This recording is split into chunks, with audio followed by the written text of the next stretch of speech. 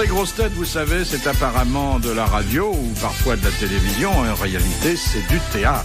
C'est du théâtre avec tous les emplois du théâtre. Alors, l'ingénue, c'est Isabelle Mergo.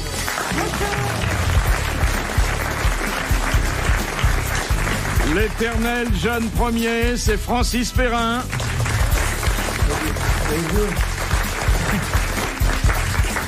Le père noble, c'est Pierre Bellemare.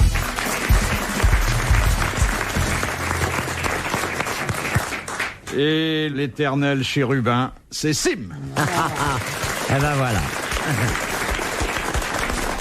J'en ai eu des emplois au théâtre. Ben, je suis un peu comme Francis, on a commencé en étant machinaux, en coulisses. J'ai commencé en étant machiné, dis donc. Moi, j'ai commencé en étant machineuse. Et moi, j'essaie sur le tard d'être le Deus ex machina. Machina, on dit. Hein. Machina. C'est facile à dire. Oui, c'est vrai que vous avez été un peu machiné non, au début. Pour faire un jeu de mots. Parce qu'on dit toujours qu'il faut coucher pour. Regardez, ça ne va servir à rien. C'est pas vrai, moi j'ai essayé, il y en a pas une qui a voulu. Et pourtant, j'ai pas trop mal réussi. Ah ouais. On vous a rien proposé de ce côté-là? De quel côté? Oui. Non, debout, ça allait. Parce qu'il y a certains producteurs libidineux, hein, monsieur Bellemare? Qu'est-ce que ça veut dire, ça? Non, mais qu'est-ce que c'est que cette histoire? Non, moi, j'ai connu, en effet, des gens avec lesquels je travaillais qui étaient, en effet, des obsédés sexuels dès qu'ils étaient seuls avec des comédiennes, ça c'est vrai. Ah, oui. donc pas seul. Oui, donc pas seul. Moi, je suis obsédé sexuel quand je suis seul, quand je me regarde dans une glace. Quand Moi, vous ça regardez m'est dans une arrivé glace. qu'une comédienne me fasse des propositions, moi. C'est pas vrai. Ah oui, c'est vrai. Oh. Vous avez déposé plainte, tel que je vous connais. Non, mais j'ai été surpris. Mais pourquoi c'était pour consommer tout de suite? Ça aurait pu se passer le soir. Bah oui, c'est d'ailleurs ce qu'elle voulait. Ah oui. Elle me l'avait dit, c'était très clair. Hein. Heureusement, j'avais mon assistant à côté de moi, il y avait des preuves. Alors. Moi, la seule femme qui m'a fait des propositions, c'est Marie-Pierre Cazet. Moi, j'ai reçu très peu de lettres. Les animateurs de radio et de télévision reçoivent des lettres. Par exemple, je sais que mon ami Georges Decaune en a reçu comme ça des milliers. Bon, hein. Et moi, j'avais pas une gueule à ça du tout. Bah oui, c'est normal, merci. Non, mais d'accord. C'est le panda de Vernières qui Mais fait quand ça. même, oui, la ceinture lombaire. Vous l'avez encore, là, hein? Mais bien entendu, Quel je l'ai tout vicieux, le temps. vous l'avez Je à chaque vis fois, avec. hein. J'adore ça. Une fois, ça m'est arrivé de recevoir une de ces lettres. Et comme j'étais assez innocent, je me suis rendu au rendez-vous. Innocent, regarde. Ah si, tout à fait, dans ce domaine. J'étais très innocent. Il n'y avait pas la photo. Et pourquoi avec elle vous a accroché spécialement cette lettre? Je ne sais pas, elle était charmante, elle était tout à fait... Il y avait un chèque, hein? Non, pas du tout. Et la dame? Et alors, comme ce rendez-vous était dans un lieu extrêmement précis et que je votre pouvais chambre voir d'assez loin, Sans être vu? elle ne m'a jamais vu, quoi. Bon, voilà. Parce que c'est pas possible qu'on ne voit pas de loin, toi. Non, ça va, non. Ah non, mais c'est un compliment. Oui. C'est un compliment. À quoi elle ressemblait? C'était une dame charmante. Mais d'un certain âge. Voilà. Vous n'avez pas pensé que c'était maintenant ou jamais, que vous lui donneriez un de ses derniers plaisirs? Je sais, mais non, j'ai pas eu ce raisonnement-là. Je sais que Jeanne Calment est libre. Oui, je vous remercie. Mais c'est elle qui veut pas. Et vous, monsieur Sim, vous n'avez pas eu d'autres propositions d'admiratrices? À part vous, non. Non, il y a bien longtemps que ça m'est pas arrivé. J'ai eu des lettres En tournée chargées. aussi, j'ai eu une jeune fille qui me suivait. Hein. Ah, j'ai gardé une lettre, moi, où la dame m'avait envoyé une touffe de poils. Il y avait un petit truc de ruban adhésif, et puis c'était en dessous, comme ça. Ah, mais non. Non, les lettres les plus dégueulasses que j'ai jamais vues, c'est au service militaire. C'est vrai que les gars dans les chambrées recevaient de leur fiancé ou de leur ami, peu importe, des lettres avec des choses dedans qui étaient absolument inimaginables. Et de leur chèvre aussi. Oui, peut-être, oui. Mais c'était de ce niveau-là, hein, vraiment de ce niveau-là. Effrayant. Vous avez fait votre service, vous? Oui. Vous avez reçu des lettres comme ça? Non. Vous étiez dans quoi? Dans les chars. Dans les chars? Il l'a jamais arrêté, son chat. Première citation de monsieur Pontel, qui a dit « J'ai si peu de chance dans la vie que si je naissais un des triplés de Raquel Welch, je serais celui qu'elle élèverait au biberon. » Woody Allen. Woody Allen. Bonne réponse de Pierre Bellemare. Très joli. Enfin, ça date un peu, parce que Raquel Welch, elle doit plus pouvoir nourrir elle-même. Oh, oui, elle est encore oui belle. Hein. Moi, je suis faut pas parti une exagérer. fois en vacances avec elle. C'est pas Ouais, vrai. avec son mari, et puis moi, j'étais avec elle, Oui. accompagné. Hein, mais c'est très agréable parce que elle est très, très belle. Hein. Il y en a pour deux, hein. Moi, je suis parti en vacances en même temps que Claudia Schiffer, mais elle était avec David Copperfield, moi avec ma femme, mais on n'était pas du tout dans le même coin.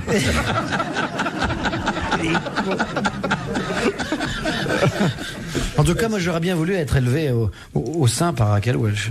Isabelle, elle fait la tronche parce qu'elle c'est des choses qui ne te concernent pas. Bah non.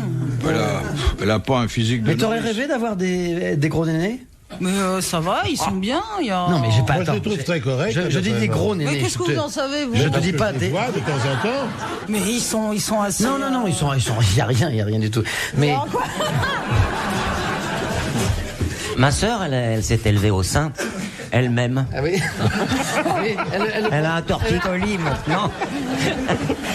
Enfin, la notion de belle poitrine est très subjective, hein. Ah oui. Regardez la dame qui s'appelle Lolo Ferrari, Oh non, mais C'est l'horreur. ça relève plutôt de l'airbag que d'autre chose, hein. Moi, ce qui me fait peur dans cette affaire, c'est le toucher. Oh, il dit ça et en même temps il est excité. Oui, ça se voit dans son œil. Il tend les mains, vous avez vu, hein. Ah, puis il avait pour une fois l'œil qui était vivant, quoi. Oh, oh, oh. Enfin non, il y avait de la lumière dans son œil. Deuxième citation que nous adresse Monsieur Goblet de Leuze en Hainaut, qui a dit « Ce qui est ennuyeux à certains moments de la vie, ça n'est pas de changer d'opinion politique, c'est qu'on est obligé en même temps de changer de café. » C'est un ivrogne. Un observateur de la vie française qui, à une certaine époque, comme aujourd'hui d'ailleurs, se situait d'abord et surtout dans les cafés. Michel Audiard. Début du siècle. Ah non, début du Allais, siècle. Alphonse C'est Allais. Alphonse Allais. Bonne réponse de Sim. Les grosses têtes dans la nuit des temps. Sur RTL, de 4h à 4h30. Question de Madame Sévère. Qu'est-ce que le gouvernement français a offert à 2000 veuves de guerre après la guerre de 14-18? Des capotes anglaises. Écoutez, nous sommes après la guerre de 14-18. Des bureaux de tabac. Non, alors ça, il y a eu effectivement une distribution de bureaux de tabac. Mais ça, évidemment, c'était moins important qu'un bureau de tabac, mais c'est quelque chose qui, dans l'esprit du législateur qui avait voté le budget, était destiné à permettre aux veuves de guerre de se réinsérer socialement et d'assurer la matérielle. Une tarte à la vanille. On va donner des tartes à la vanille à 2000 veuves de guerre. Et qu'est-ce qui empêcherait le gouvernement de le faire? Oui. C'est bon, la tarte à la vanille. C'est un aspect foncier, ce qui a été offert? Non, pas du tout. Non. On aurait pu faire appel à vous, d'ailleurs, Monsieur Bellemare, en ce cas précis. Une machine à coudre. Oui, des machines à coudre. Bonne réponse de Sim. Alors là, merci Pierre. J'ai eu du Vous en bol avez quand même. vendu Hein. Ah bah bien sûr. J'ai eu de la chance parce qu'il a vendu tellement de trucs que je suis tombé sur le... Ah oui, c'est le bon, oui, c'est Ah, certainement. c'est vraiment l'inspiration, là.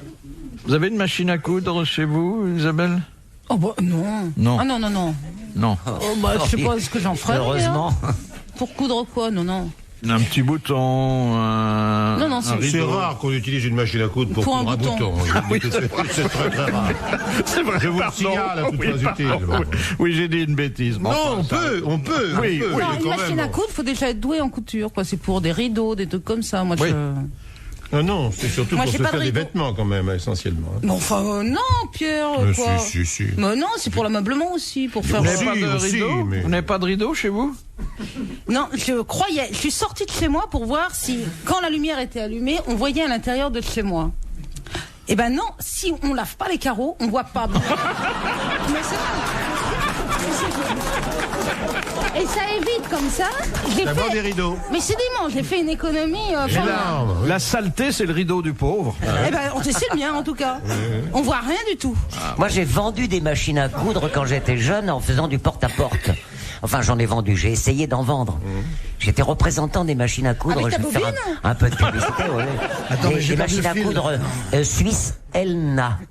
Et j'arrivais, j'avais demandé à ma femme comment ça marchait. Alors, j'avais une machine à coudre que j'avais déjà payé 1000 balles en caution. Et je suis arrivé la première fois chez une bonne femme qui était là. J'ai fait une démonstration. J'avais des chiffons dans ma petite valise et j'avais mis la machine à coudre sur la table qui était déjà dressée pour le couvert. Il y avait une nappe et tout ça. Je me suis gouré. J'ai pris un coin de la nappe où il y avait le couvert dressé parce qu'il fallait arriver à l'heure du repas pour trouver tout le monde. Et j'ai cousu le truc. Le mec est arrivé, le mari, il m'a viré, il m'a dit remballez tout ça. J'ai refermé ma machine, je suis reparti, j'ai emmené la nappe avec tout le couvert, tout est tombé par terre. Il m'a filé une rouste dans le couloir. C'est drôle, ça. Jamais plus, j'ai horreur des machines à coudre. Vous en avez fait des petits métiers, hein? Oh là là. Pour arriver à un grand métier, être là devant vous aujourd'hui, quelle réussite. Mais tu vendais déjà des machines à coudre électriques. Bah, je te Je crois que remercie. c'était à l'époque des machines à coudre à pédales. Je te remercie. Ça dépend qui les vend. Oui, je sais bien. Hein. Non, mais attention, je ne suis pas... à pédale. pédale, oui. Tout de suite, ça t'inspire. Tu crois que Parce j'ai... que toutes les machines à coudre anciennes marchaient avec une grande pédale. Non, mais moi, c'était déjà électrique. Une grande pédale, oui. Et tu faisais marcher toutes les machines. Absolument, sans exception. C'était le spécialiste, oui. Non, moi, c'était électrique quand même. Dis donc. Ah ouais, non. quand même. Ah bon? Je suis Bah oui, relativement jeune. et puis, Dans les années 20, c'était déjà électrique. Oh non, mais qu'entends-je? Qu'est-ce que vous avez fait comme petit métier, vous? Dans les années 20? Oui. Ça, j'étais quand même pas encore né, vieux. Non, mais là, le premier petit métier que vous ayez fait. Je n'ai fait aucun petit métier. Ah oui, voilà. téléachat. Et vous, Francis? Moi, j'ai chargé des caisses à la gare d'Austerlitz. Des Moi, caisses j'ai de quoi? déchargé Des dans caisses des- de tout. Alors, c'était formidable parce que c'était. J'avais Vous 17... aidiez, je crois, un archéologue à mettre... Non, j'avais 17 ou 18 ans. Et Vous mettiez j'avais dans une des petite- caisses le produit de vos fouilles, je C'est ce que crois. je voulais dire. Ah oui. Vous m'avez... Et mes parents ne voulaient pas me payer le voyage à Lille, où j'avais une petite amie qui était à Lille et j'avais à y rejoindre, donc ils ne voulaient pas me payer le voyage. Alors j'avais dit, et mon père m'avait dit, si tu veux y aller, mon vieux, tu gagneras ta vie. Alors j'ai Tu dit, alors- décharges d'abord des caisses. Non, mais alors moi j'avais trouvé ça parce que c'était très rapide, je pouvais faire ça pour un mois à la gare d'Austerlitz, je me souviens très bien. Et il y avait des types La gare de... d'Austerlitz. Mais c'est pas pour la bonne gare pour aller à Lille. Non, mais attendez, c'est là où C'est là j'ai qui trouvé décharge. du travail pour charger les wagons. Alors, Alors, décharger à je vais vous dire Austerlitz, un truc. Et ensuite, aller se recharger à Lille. C'est autre chose. j'ai été me décharger. C'est exactement ça. Et il y avait tout de même écrit, parce qu'il y avait des gens qui chargeaient depuis 25 ans, il y avait marqué en grand, dans un gros truc, il y avait marqué 1 mètre cube est un cube d'1 mètre de côté. Déjà, vous voyez. Bon, hein. Moi j'étais étudiant et tout, bon et je chargeais, et c'est vrai que je chargeais bien les wagons parce qu'on arrivait à en mettre plus. Alors le type, il a trouvé, il dit, ça vaut, au bout de 10 jours, il m'a dit, vous voudriez pas être chef chargeur. Alors j'ai dit, moi qu'est-ce que c'est? Vous dites aux autres, il faut les mettre là. Moi j'ai dit ouais. Et je dirigeais des mecs qui étaient là depuis 25 ans, ils se comptent 17 ans, il faut les mettre là, parce que eux ils prenaient les caisses là, et il y avait des caisses de poussins. Et ils mettaient dessus des grosses caisses de bouquins. Là, non mais je vous assure que c'était comme ça. Hein. Et voilà, alors j'ai fait ça pendant un mois, et après j'étais chef chargeur. C'était vachement bien. Philippe Bouvard sur RTL, 4h, 4h30, les grosses têtes dans la nuit des temps.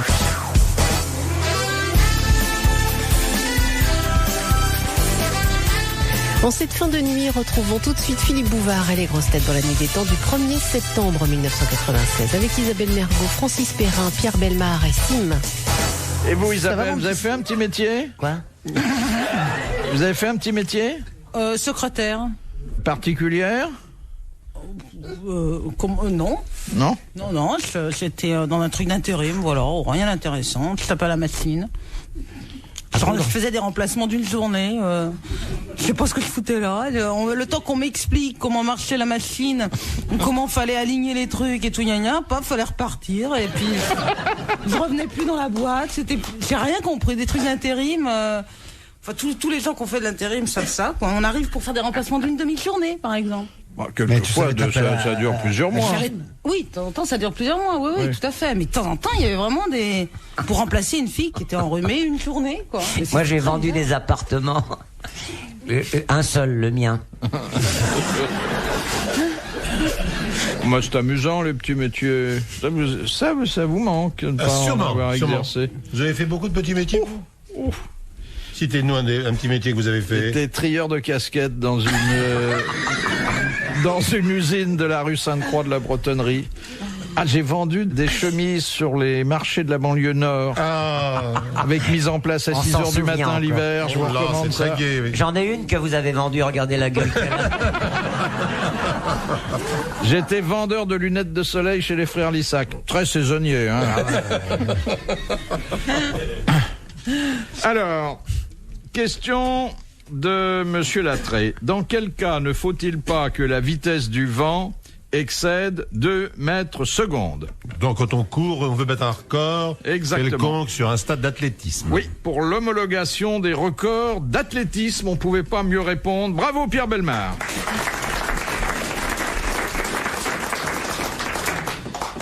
Question de Madame Pruvot de Massy. Que c'est-il? Moi j'ai été champion militaire de 800 mètres. 800 mètres. Oui. Vous courriez après un camarade, sans Champion doute, non? militaire de France. Il a été champion militaire de France. Du 800 mètres. C'est 800 bien, mètres. Mais c'est quand bien. on a recalculé derrière, la piste ne faisait que 750 mètres. Oh, c'est à mourir, hein. Mais j'ai été pendant 48 heures champion de France.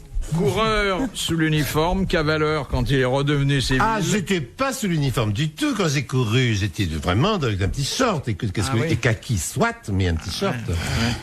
Moi, j'ai failli battre le record du 400 mètres si j'étais parti. T'es resté dans les starting. Non, je me suis même pas présenté parce que Ah bon, d'accord. j'ai horreur de ça. Ça me dégoûte de courir après rien finalement. Ah oui. On t'a pas proposé un jour de faire le lapin devant, Non mais, devant les lévriers, non? non mais la lapine. Moi, j'aime bien faire les courses. moi. Oui. Ouais, on marchait Avec un caddie Avec un caddie, ouais. Allez, la pièce de 10 francs dans... Ah, j'aime bien ça. Puis après, on les rentre tous. Oh, ça je te laisse. Mais il y avait des animations à une certaine époque dans les supermarchés qui consistaient à faire le plus rapidement possible ces courses avec un caddie. On emportait le caddie gratuit. Ah ouais. Ah oui. C'est très intéressant aussi, ça. Mais la course avec un caddie, c'est le golf, non? Oui, absolument. Et au rayon des primeurs, on peut lancer le poids. C'est bien. Un ange passe. Bah, il a bien raison. C'est vrai qu'un ange passe qu'on le découpe. C'était pendant la guerre, ça. Ah oui. Un repas très frugal. Oui. Brusquement, quelqu'un dit un ange passe, qu'on le découpe. Ah, c'est drôle, c'est hein. bien, ça. C'est meilleur, ça. Pendant la guerre, il y a C'est un mot de Marcel Achard, il serait content. Il y a une fois, il y a une amie de ma mère qui dit à ma mère à l'oreille comme ça au moment où tout le monde crevait de faim, il y avait des restrictions, on trouvait pas de viande. Oui. Et l'amie de ma mère lui fait à l'oreille, est-ce que vous voulez un bon gigot? Et ma mère fait, ah oui, oui, oui. Alors piquez-le à l'ail. Ah, c'est de plus en plus drôle, hein. Il y a une progression, hein. Ouais. C'est normal, hein. Ah oui, oui. Ça va crescendo. Absolument. C'est très cruel, ça. Ouais, Très c'est cruel. c'est très beau. Moi, j'ai mangé du chien pendant la guerre. Oui. Le nôtre, il était bon. Quelle brave bête. Et on touillait dans la gamelle comme ça. Moi, je prenais des os comme ça, je faisais... Il était plus là, je pouvais plus lui donner. C'était ses propres os. Non, mais ça, c'était pendant le siège de 70, tu nous parles. Non, pendant la dernière Oui, guerre. la guerre de Tu ne 70, te le souviens siège de plus des Paris. restrictions? On a mangé du rat, pas du chien. Mais pas du Pierre, rat. il faisait du marché noir, il vendait déjà plein de choses.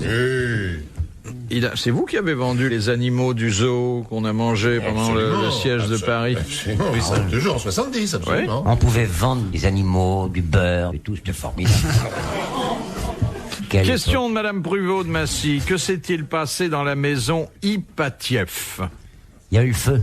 Dans la maison Ipatieff, c'est là qu'on a tué le tsar. Le tsar, la tsarine, toute la famille. quoi. Un la- peu d'humidité, non? C'est à Ekaterinbourg. et À c'est- Ekaterinbourg. Chez moi, il y a de c'est là- et l'humidité c'est en là ce qu'on a moment, assassiné la famille impériale. Dans la cave. Absolument. Dans la cave. Dans la cave. Pendant la guerre? Non, les Romains, non. Pendant la guerre. Pendant la guerre dernière? Oui, non, c'était à la fin de l'autre, vous voyez. Une autre guerre. Oui. Voilà. Retrouvez les grosses têtes dans la nuit des temps sur RTL.fr.